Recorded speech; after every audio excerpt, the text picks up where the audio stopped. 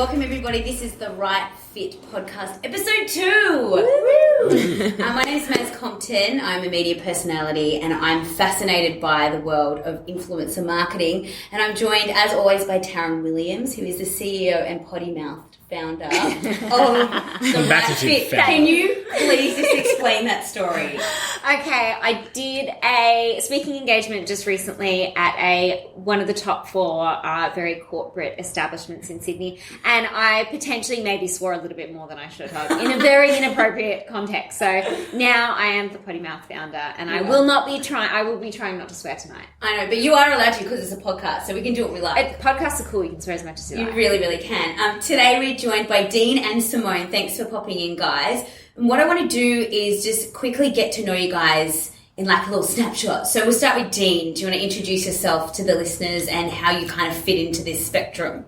Sure thing. So I'm Dean Jones. I'm the co-founder and CEO of GlamCorner. We're Australia's largest online designer fashion rental business. And I'm going to go out of my way to swear quite a bit tonight, just to counterbalance the lack of swearing. And my wife and I founded the business about 5 years ago because we realised that there was a part of retail that was a bit broken, where women throughout the year would find themselves standing in front of a wardrobe full of clothes and had nothing to wear. And it would be really great in that moment to be able to just rent an item for a particular occasion. And doing it online is even easier and faster delivery and a greater selection than in a physical store.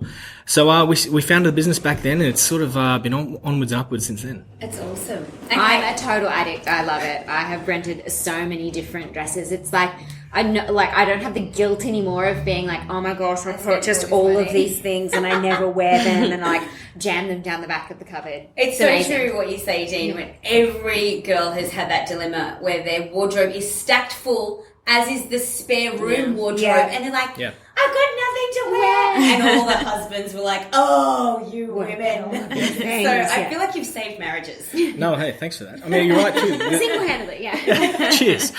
The statistic is on average, the Australian woman only uses about a third of what's actually in her wardrobe. So that's 2/3 of like a lot of wasted space that eventually ends up in landfills, which is pretty bad.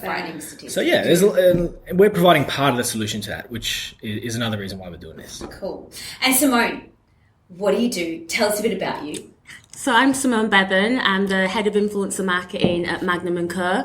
Fairly new to the company. And I'm there to kind of revise and finesse, re-establish the influencer marketing offering.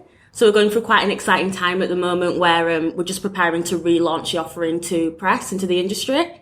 And as far as, I guess, interests and things like that, huge lover of strategy, creative and digital. And my background is predominantly digital, and that's how I found myself in the influencer marketing landscape. Well, that's what I was going to ask you straight off the bat, because influencer marketing is such a new territory and it's such an unknown. I think every time Taryn and I catch up, it's like, no one really knows what they're doing. Yeah. We're all kind of just winging it, and sometimes it's a massive success and then sometimes it's a huge fail. So how did you, I guess, transfer into the role of influencer, being the head of influencer marketing? So I started in kind of PR, sales and marketing, kind of working within an events company back in the UK from Leeds originally. And then I found myself working with clients specifically in the beauty sector, where we were actually devising events and talking about how we can invite influencers to those events as well. And the passion just really was born from there. Moved to Sydney following that. Headed up the team at my old company, head of influencer marketing again. And from there, it was just integrating influencer marketing into a digital setting. So it was a really exciting time, like jumping onto it when it's just in its infancy and it's catapulted now. So yeah, it has. It really has. Dean, I've got a question for you. So with your business, and I think I'm going to ask this to everybody that comes on this podcast because I find the answers so interesting and there's no right answer. It's not a quiz, by the way. You can't fail. But what is an influencer to you? Like, can you define what that actually is? It's a good question, isn't it? Yeah, you're right. Yeah. Really got me thinking. I think there's several tiers of influencer, if I was to define it as someone who at least has independently a degree of social reach through various social platforms, whether it be Facebook, Instagram, Snapchat, Twitter, who has enough people following them that they're even just individually if not in aggregate, kind of rival the traditional mainstream media. Yeah. And have enough eyeballs each day following them and watching what they're doing, listening to what they say, that they'd be an influencer. Where's the threshold? Is it a few thousand followers, 5, 10, 20? Well, it's hard to say. I think it's completely undefinable, if that's even a word. Yeah. I don't know if that's a word. Yeah, undefinable. I think it's a word. Oh, it's a word now. Definable. Indefinable. We're just making up words. Yeah, I agree with you. It's like you can't really define it, but we kind of all have an understanding of that person that we want to engage our brand with, or several brands. Taryn, have you had, because I feel like you're getting approached by people who want to engage with brands like Dean's and do work with a range of things that you do, Simone. So you're this connector, kind of glue in this whole mix. When people approach you, what defines an influencer for you? Like, what is your criteria, the right fit, to go, yeah, we'll stick you online and you can have a profile and So it has to be a minimum of 5,000 followers across any 2 channels. So it can be Instagram or Twitter. We can't pull in Facebook followers. That's a Facebook thing. That's not an us thing. So it needs to be a combined 5,000 across either of those 2. Yeah. And then we check engagement rates on the way in as well. So we look for a minimum of 2% engagement. And that's rate. really insights. Yeah. Just for those people who are like, what? How do you do that? There's an insights page and it has hard data. Yes. We love data. We do love the data. From there, it's very, very difficult to quantify what else is an influencer, because we also have journalists and media personalities and sports stars who may fall under that threshold of 5,000 followers, but may be very influential in a particular space. Yeah. So okay, cool. it's very difficult to judge. Yeah, it is difficult to judge. And I was thinking on the way over here, I'm like, you know what? I actually know somebody who's a friend of mine who, I won't mention her or his name, but has been on national TV shows. So, like, I would say quite recognisable in Australia as a media personality. Not a huge social media following, but it's done huge campaigns for cars and, you know, this and that and the other. And then I also know this girl who lives locally to where I am, who's got like 180,000 followers on Instagram, and she's just this like pocket rocket superstar who, like, she can't walk down the shops without people being like, hey-oh. And she's like, her full-time job now is being an Instagram person. It's amazing, isn't and it? I'm like, but if I think most people who aren't in her local, like, close-knit community, her tribe, I don't think anyone would know who she was from a bar of soap. Yet she's monetizing her Instagram, and my friend is like, when's the next TV job coming up? Like, what do we do here? So it blows my mind that that's even a thing, right? Yeah, and as you say, it's so localized in, you know, maybe beauty or sport or fashion or a particular geographical area, like that person can have influence in. Okay, so we're talking about the world of influencers, and it's super hard to define. So Simone, when you're coming up with influencer marketing strategy, how do you even start? Like, what do you even start with? Oh gosh, I guess for me it would be determining the client's objectives and what they want to get out of it.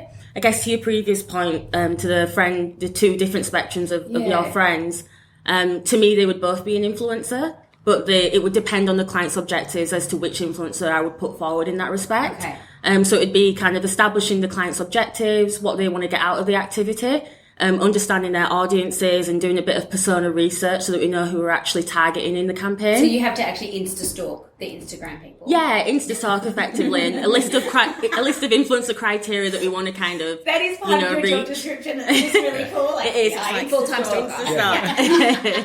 It was for my job. Oh, okay, sure.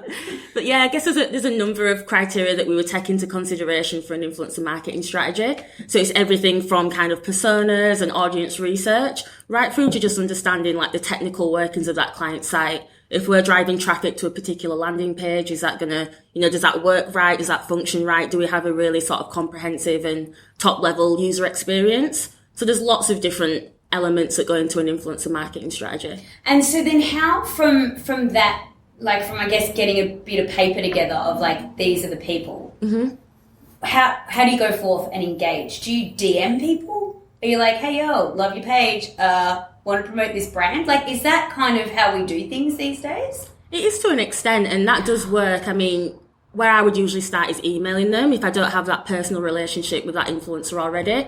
Dropping them an email, really casual.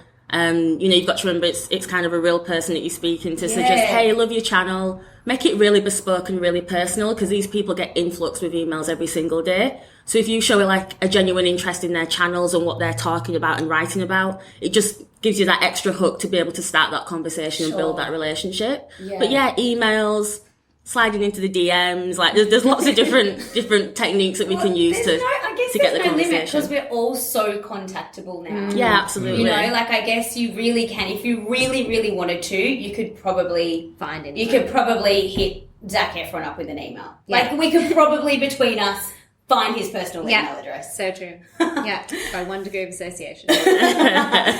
Dean, have you engaged influencers with your business? Quite a lot. And how did you approach that and come up with that concept in the beginning? I'll be the first person to say not perfectly to begin with. I would be concerned if you hadn't made a few little along the way. How'd you figure that out? A lot of trial and error, because it's a really fast evolving space with a lot of different things happening. And I don't think there's any hard and fast rules too. I think, as Simone was saying, once you bring in the dimension of how your own platform receives the traffic and how you utilize that, it doesn't matter kind of where the traffic's coming from sometimes, depending on what you're selling. So a lot of trial and error. I think we learnt two things during that time. One was that it is very time consuming reaching out to people, which is why some platforms that help you connect to influencers can be really valuable. I think for the influencers too, like unless you're represented, no wonder it's a full-time job. You probably spend half your day just answering DMs from people. Yeah. Some of your followers like probably. People, and you're like, who are you? Some of the other 100,000 followers that are following you, right? So it's a lot of people who could message you. So we learned that. It was difficult to outreach to people we actually wanted to outreach to. And then what we did, when we tried enough of them, we found the ones that worked and actually had genuinely really good engagement, even if they were smaller followings, we became a real repeat customer for them.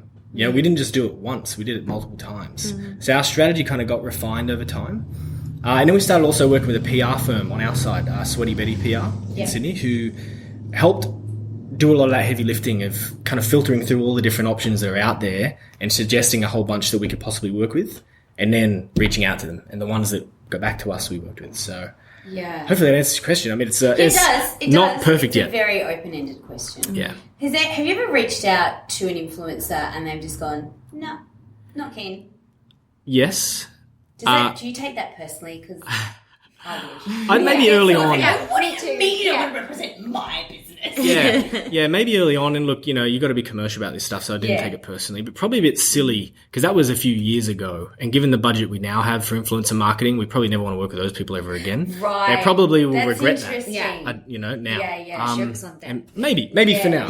No, I spent that much on influencer marketing, but we're going to keep spending it.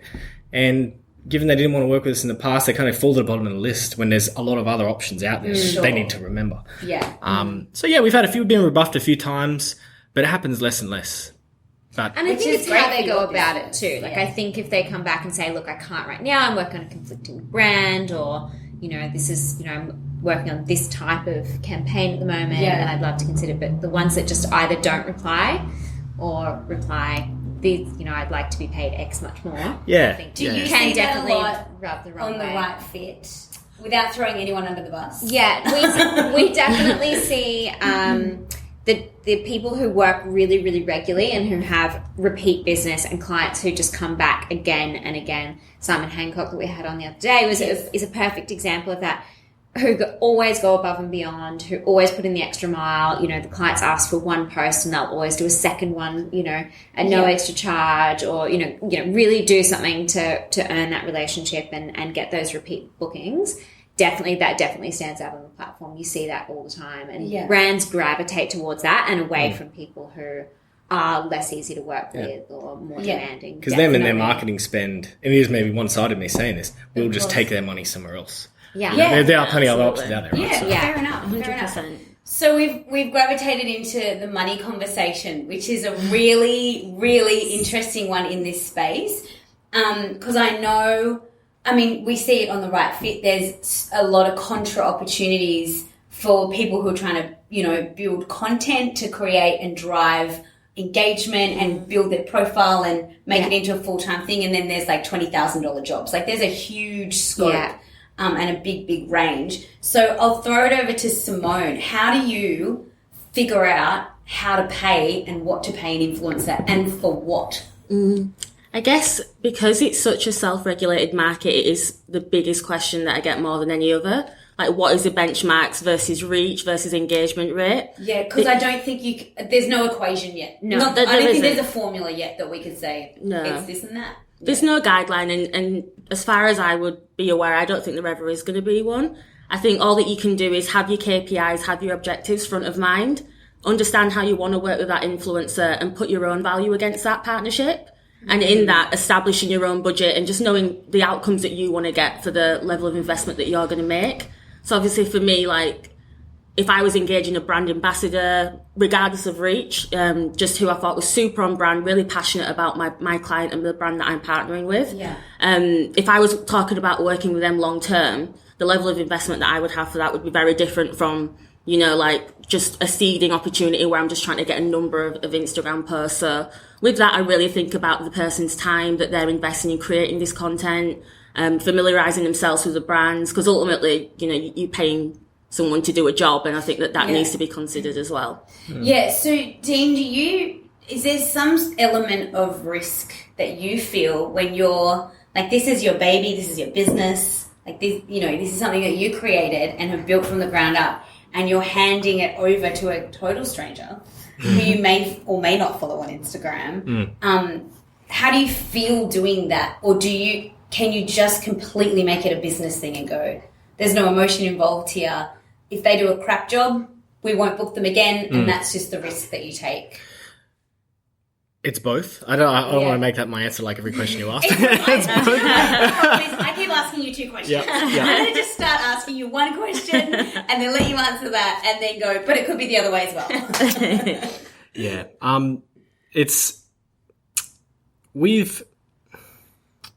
We've learned over time that if people deliver, whether they've got a big following or a small following, they're going to get more work from us. So, yeah, I mean, could you rephrase the question again? I know we went on. Sorry, we can edit that part out, right? Yeah, we can edit that. I know. Let me ask it to you this way. When you engage an influencer, do you feel nervous about handing over your business, I guess, the face of your business temporarily to somebody who you might or might not follow on Instagram? That's why you took me down a dark path there. That's why I was thinking about. No, it's because there is risk. There's been a few times where you're handing over the baby because there's always that risk. You've got to do your homework, and I think that's where it helps to have an agency or someone else who's in the market who sees these people every day or sees how they deliver. So you do have to do your homework to de-risk that a bit. But yes, it's your brand, it's your name. So if someone stuffs that up, especially at how quickly information moves these days, it's really hard to reverse that. There's been a few mistakes made, even typos or just someone in the background in a photo, like that can have an impact on a company's brand, because that's one of the most valuable assets they have and have spent years of sweat and blood building. That's true. But the other side is why I said both is because you also got to be sure to hold influencers accountable in terms of the results, whether it's letting the agency know or the platform know, here's my feedback. This is what worked, this is what didn't. Here's what they said they would do. Here's what they actually did. I think that's really important too, for either the next person or for the next time you speak to them, because it's still an exchange of services. Yeah, sure. Even if it's not monetary, like even if you're going, here's a gift, this is the expectation. If you're not accountable to that expectation, that kind of sucks, because then we can't move forward. Yeah, exactly. So for sure, we always try to de-risk it, and you do feel like you're always taking a little bit of risk sometimes, but holding people accountable and doing your homework is sort of just part and parcel of doing it. So Taryn, you're bringing people into this platform, The Right Fit, and you said last time we caught up that you get about 250 applications a day, which completely blows my mind. It's crazy. I was like, they might get like 7 applications a week. That's a lot. That is a lot. That's a lot of people, right? Yeah. It's a lot of people going, I want to give this a crack. Yeah. So what questions are you asking them to ensure that it is something that they should be pursuing? Great question. So when they come through, nailed that. When they come through our application process, so it comes through the platform as an application process. So they have to complete their bio, they have to link their socials, they have to upload a minimum of 5 photos and upload their skills and the kind of work that they're interested in doing. So whether that's branded content, guest posting, whatever it might be, that comes through to one of our customer service team, and they'll go through and individually screen each profile. So some they'll be able to open really quickly and understand, yeah, this is a professional influencer. We can click straight through their social channels. We can check them out, understand, yeah, this person's good to go, and we'll get in touch with them and let them know that they've been approved, and they'll be able to access the platform and start applying for work. Others will need a personal touch, and they'll get a phone call from us saying, look, we want to know more about you. Can you tell us about the kind of brands you worked with in the past? What are you looking, what do you want to get out of the platform? What does success look like? Do you just want to do branded posts, or what is this all about? And others will get declined, and then there's a whole series of reasons that they might be declined. Sure. So then they'll go back and have to either work on their profile, come back to us when they're a little bit more experienced, or fix particular sections and come back to us. So, and that kind of production line too you just described adds so much value to the person at the end, because you've saved so much who's time. on the platform. Yeah, someone who wants to use it. Yeah, sure. It saves so much time, because that kind of screening initially, like that's sometimes like half the work. Yeah. And exactly as you were sort of touching on before, we're trying to remove that element of risk, and also the time just spent in putting cold calls out on Instagram or reaching out to people and getting nothing back. Like this way, the people on the platform that you're engaging with want to work. They're on the platform because they want to be engaging with brands and building a career. So this, I'm going to just share a quick anecdote, guys. This is a real life story from one of my friends who is, she's incredible. She's the CEO of a company. And so she's pretty much in charge of hiring, firing, amongst other things. And she had to let somebody go not all that long ago because they found out that that person was a pathological liar. And so this person, she was telling me the story at dinner, and I was flipping out. I was like, I cannot even believe that humans like this exist. This person had totally lied on her resume, had gotten through 2 interviews and had been at the company for 2 months, and then a previous employer had contacted the company and gone, I saw this post on her social media, FYI, this is the reason why we had to get rid of her last time, you might need to da-da-da. And so this whole thing, totally imploded. Senior management job, the whole deal, right? I was losing my mind. This is a person that my friend, who I think is excellent at her job, obviously didn't see coming at her as a total pathological liar. How the hell does that make you guys feel in this space where we're so removed from the actual human being element? So, and I know we only really put our highlights on Facebook and we put our best selfies up on Instagram, and we all create this online life and profile. But what happens if that's getting taken so far? Does that, are there any sort of red flags for you guys with stuff like that? I know that's a really extreme example, and I really just wanted to tell the story because it blows my mind that it actually happened to a friend. I'm no way! Yeah. But I think it's really interesting what you said, that she got caught out through social media. Yes, though. it was. It was Facebook posts. Fell on a sword. And that's totally.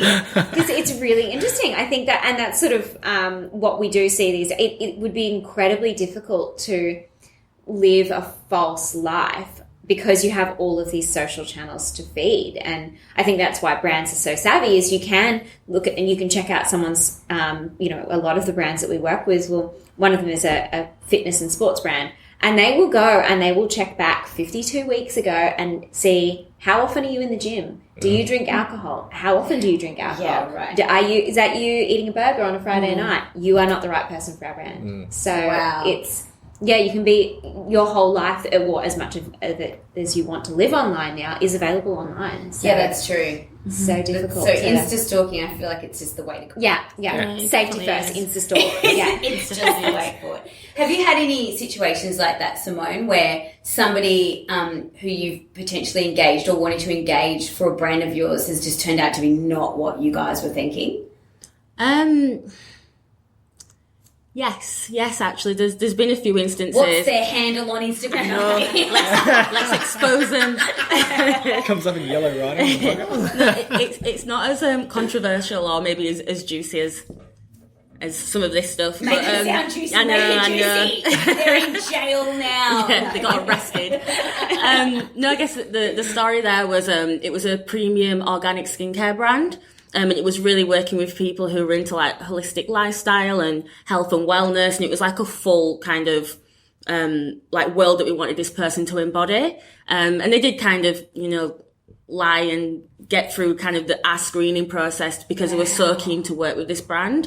But we quickly just cut ties with that person when we did like a full audit of their channels. So in that, like looking at their social, looking really far back, and then also doing like a full PR audit and actually finding out what kind of associations they have with press, what are press writing about them, saying about them. So people tend to lie, or they tend to kind of try to get through these process by covering the truth or, manipulating their channels to meet the demands of a client they really want to work with. But ultimately, across the industry, there's so much transparency now in the fact that people are so empowered to just jump on their phone and find this information for themselves. And it's really not kind of hard to dig someone out and find out what any kind of, things that you want to find out about them. So yeah, that's really interesting. So Dean, I want to ask you just one question. I'm not going to ask you two questions. Sure. One is something be good. What is the most important part for you when you're looking for an influencer? Like the number one thing. So that could be estimated reach. It could be engagement. It could be core values as a person. Like any of those things. But what's the number one thing could for you be banging guys? body. Yeah. I mean, there's a few. It could be brown hair and brown eyes. Just throwing it out there. Yeah, it's the promise of good results, actually. So the biggest impact is feedback from other brands or other platforms, other agencies that this person will perform given the resources you put in. Yeah. And so if we can't find that out, that's like first and foremost. We've got some promise of results versus some people we have no idea about. Yeah, that'll win. But in terms of initial, homework we can do, you're right. Size of following is important. It's not the most important because, look, if someone, had never found Instagram before and started using it, the next thing they'll be asking is, are there bots out there that can help me get more likes or get more followers? And they'll discover that within probably an hour of downloading Instagram. So that's there. And everyone's aware of that too. Like everyone's hyper conscious of it. So if you do a few samples of someone's feed and you look back a year or so and you see someone asking a whole bunch of questions in some foreign language. So it is possible to work out if someone's paid for followers. Yeah. By just doing a little bit of a dig.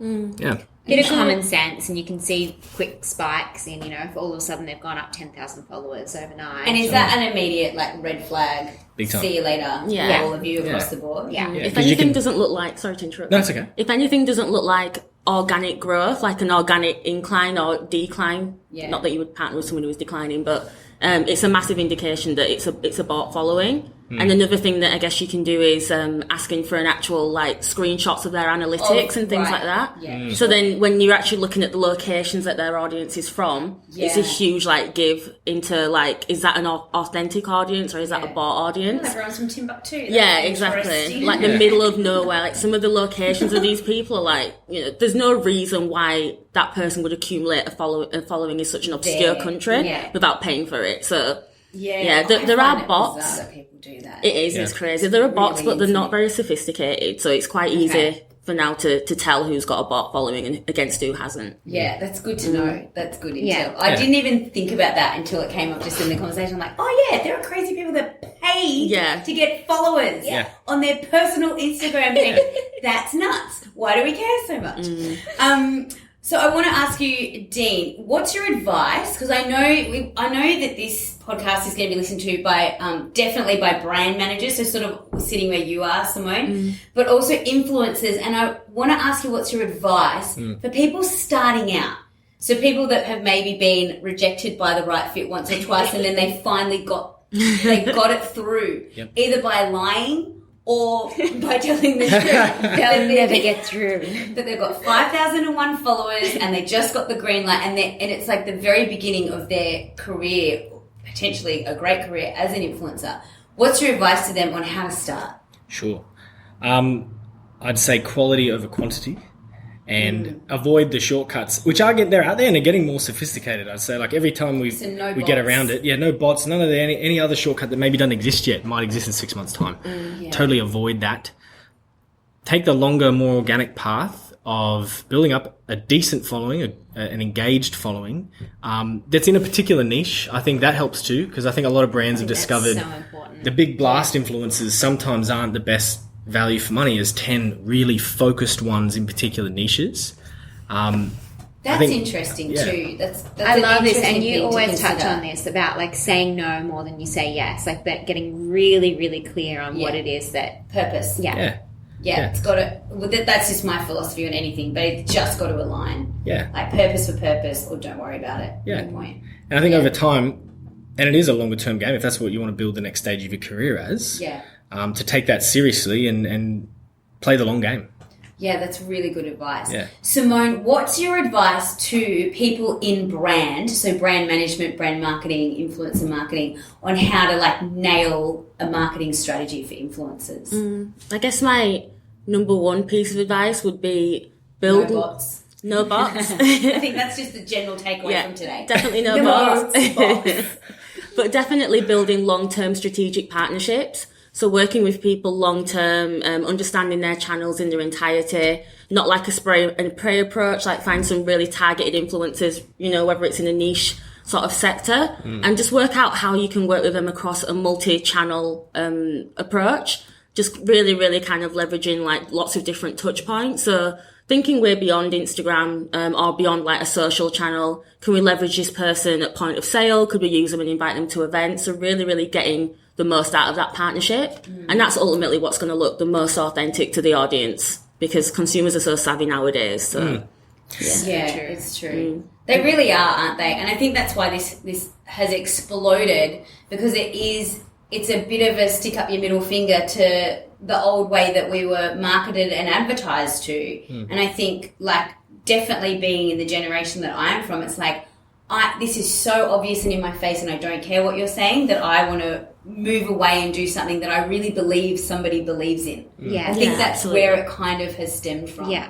Final question before we wrap it up. If you each had to choose only one social media platform to exist on as a person, so not in your roles, in your very high profile, powerful, important role, as a regular human, and you're not allowed to buy bots, what is the platform for you, Simone, on social media? My own personal platform. What do you prefer? What's your favourite?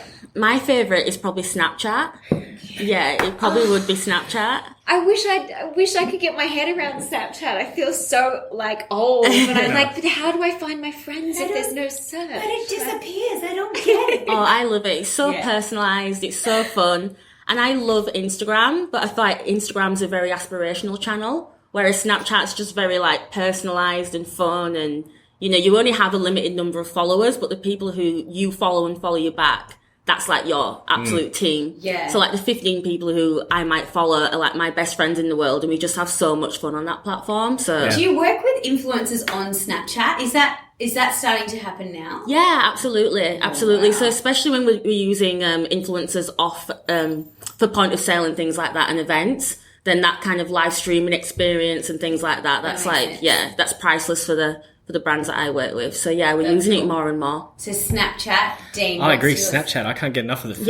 Yeah. Snapchat filters, right? Well, not having fun with those Easter filters last week. It was so much good fun.